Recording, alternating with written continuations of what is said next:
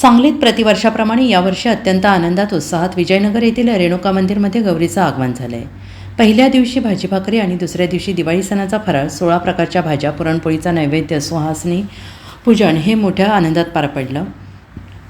संध्याकाळी मंदिर परिसरातील सर्व सवाष्णींनी झिम्मा फुगडी, पिंगा, फेर, काटवट, कणा अशा पारंपरिक खेळाचा आनंद लुटला आणि गौरी जागवल्या।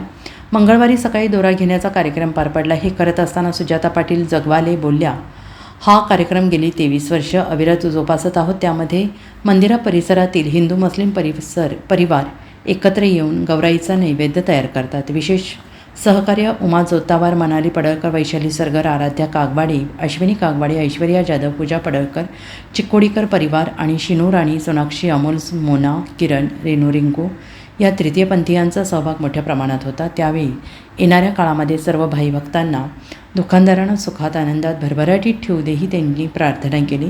त्यांच्यासाठी गौरी गणपतीचा सण दिवाळीसारखा वाटतो असं सुजाता पाटील बोलल्या आणि हे बोलत असताना त्यांचे डोळे पाणावले होते। Bureau report, SBN Marathi, Sangli.